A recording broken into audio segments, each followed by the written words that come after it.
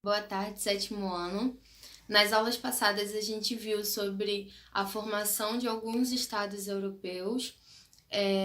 Na aula de hoje a gente vai falar mais especificamente sobre o absolutismo. A gente viu que o absolutismo foi o período em que, quando estava se formando os estados, a centralização política ela era nas mãos do rei, ou seja, o monarca ele tinha a única e a última palavra. A gente vai ver as diferenças entre o absolutismo francês e o absolutismo inglês. Falando primeiro do absolutismo francês, a gente tem a formação do Estado francês pós-período feudal, depois da queda do sistema feudal. Nessa centralização política, o rei ele consegue retomar o poder para si, com o apoio da burguesia, assim como a gente viu na queda do sistema feudal. Quando o rei ele toma o poder para si e se instaura o absolutismo, surge duas figuras importantíssimas na França para poder legitimar o absolutismo. Eles são Cardeal Richelieu e Jacques Bossuet. A gente vai ver por que eles foram tão importantes. Vamos começar falando do Cardeal Richelieu. Esse período foi o período da Guerra dos 30 Anos. O que foi isso? Foi quando o Império Habsburgo ele estava crescendo e cercando o território da França, o território francês. E nessa época da Guerra dos 30 Anos, o cardeal ele era ministro de Luís XIII. Então, ele, por mais que fosse do clero, a gente tem que lembrar que a Igreja Católica nessa época tinha uma forte influência política e não se tinha essa separação entre Estado e Igreja, né? Entre o poder do Estado e a religião. Principalmente na época do absolutismo e falando da França em específico, era uma coisa só. A Igreja e o Estado eram uma coisa só. Então, o cardeal ele tem uma forte influência política e para legitimar ainda o absolutismo na França, ele faz com que os nobres, que eram as outras pessoas que faziam parte do corpo do Estado, eles tivessem pouca ou nenhuma interferência nas decisões do rei, fazendo então com que o rei tivesse ainda mais poder sem precisar consultar os nobres, né? Sem precisar consultar os funcionários do Estado. E ele faz isso através do que ele chama de razão do Estado, que nada mais é do que dar ao monarca, do que dar ao rei o direito divino de governar. E o que é esse direito divino? É justamente fazer com que o poder do rei ele seja incontestável, que o absolutismo ele seja tão implacável que vai ser quase impossível ter alguma oposição ao poder do rei, o que é diferente do que acontece na Inglaterra, que a gente vai ver mais pra frente. E a outra figura importante também é Jacques Bossuet. Ele foi um teólogo, ou seja, ele era um estudioso da Bíblia, e ele cria uma obra chamada Política Tirada das Sagradas Escrituras, que legitima o direito divino, o direito do rei governar. Ele faz essa obra muito baseada em Santo Agostinho e também no catolicismo tradicional, né? Ele dá ao monarca total direito de governar o Estado francês baseado na religião católica. Então, assim, num período da Guerra dos 30 Anos, quando a França estava sendo inteiramente cercada pelo Império Habsburgo, surgem essas duas figuras que são responsáveis por dar ao rei um poder absoluto incontestável.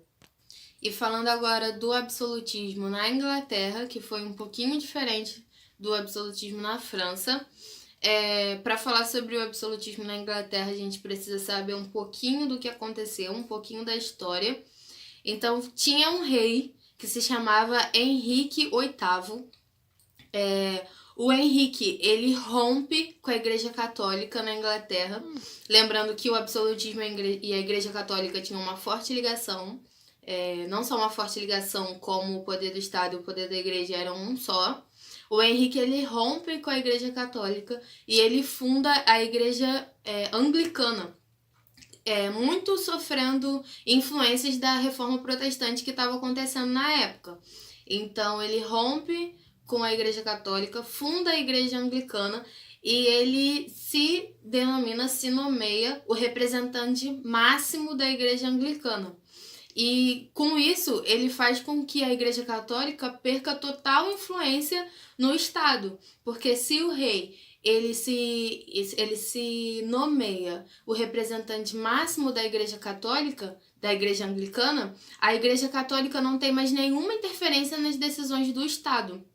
E também ele estimula e promove perseguições religiosas a todos que não eram anglicanos. Ou seja, a Igreja Católica também foi perseguida na Inglaterra por Henrique VIII. Depois disso, a filha dele, a Rainha Elizabeth I, ela dá sequência no projeto da Igreja Anglicana. A Igreja Anglicana continua sendo estatal, a religião oficial do Estado, e o rei, a rainha, sendo a representante máxima dela.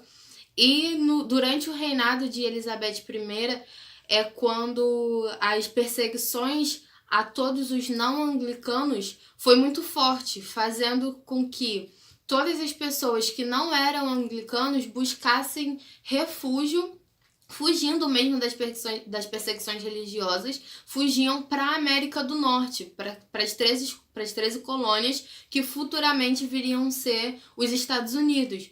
Então elas fogem da Inglaterra para a América do Norte em busca de poder viver a sua fé livremente, né? Então, essa parte do absolutismo tem grande influência na colonização, nas grandes navegações, porque no caso da Inglaterra, as pessoas estavam fugindo da Inglaterra e indo para a América do Norte em busca de poder viver a sua religião livremente. A Elizabeth, ela morre e não deixa descendentes, então quem assume o trono é um primo dela, chamado Jaime I, da dinastia Stuart. É um primo, não faz parte da mesma linhagem, mas ele assume o trono porque a Elizabeth não deixa nenhum herdeiro.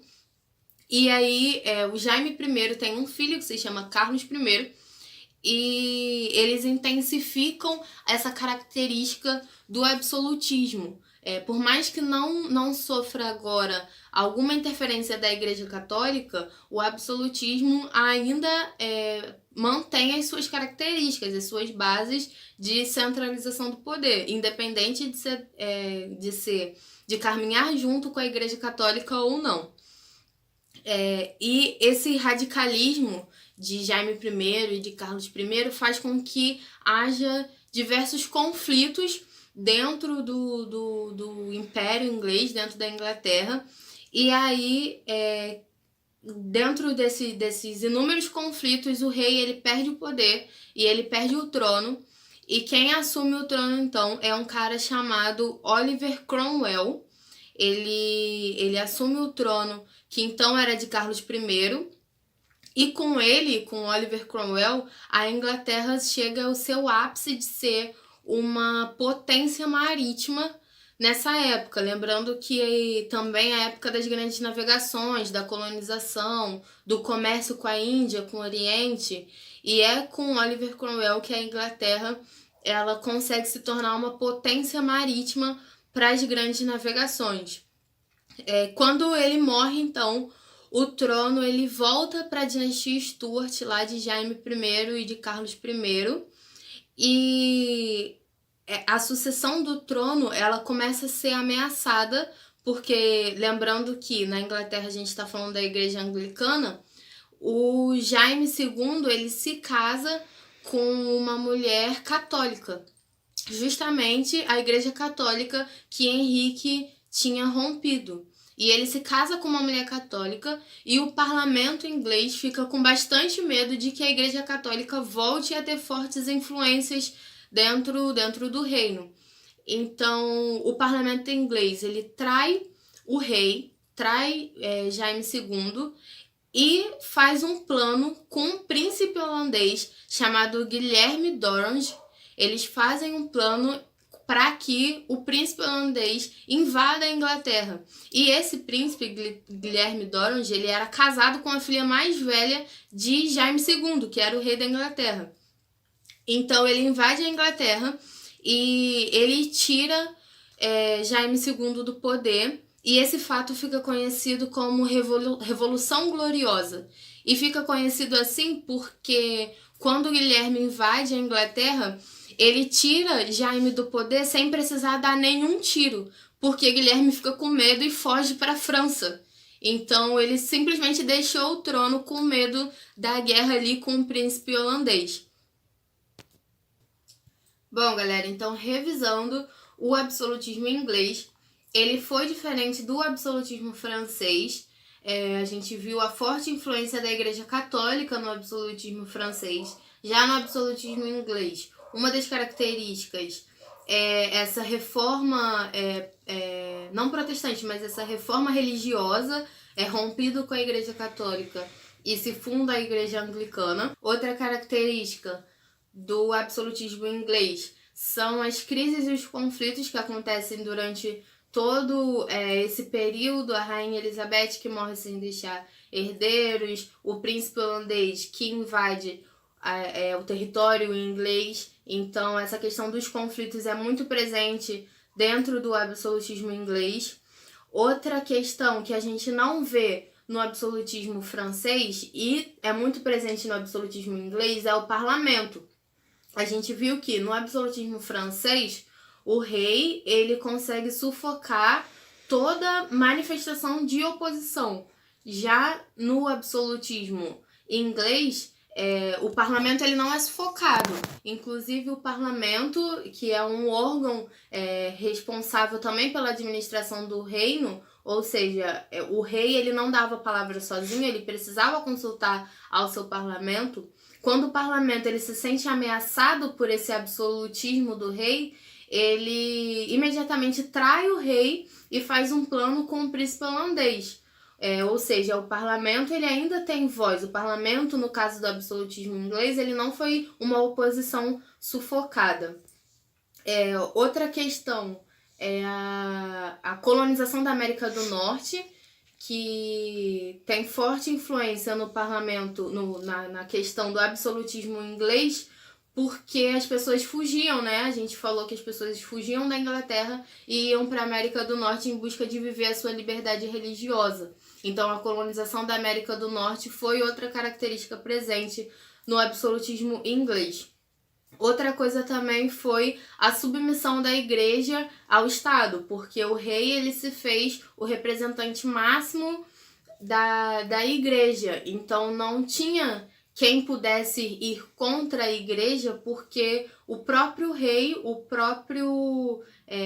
quem detinha as ordens, quem detinha o poder central do Estado inglês era também quem era o representante máximo da igreja, né? Então não tinha oposição religiosa. E a questão das perseguições religiosas que foram muito influenciadas durante todo esse período do absolutismo inglês, a perseguição religiosa aos não anglicanos.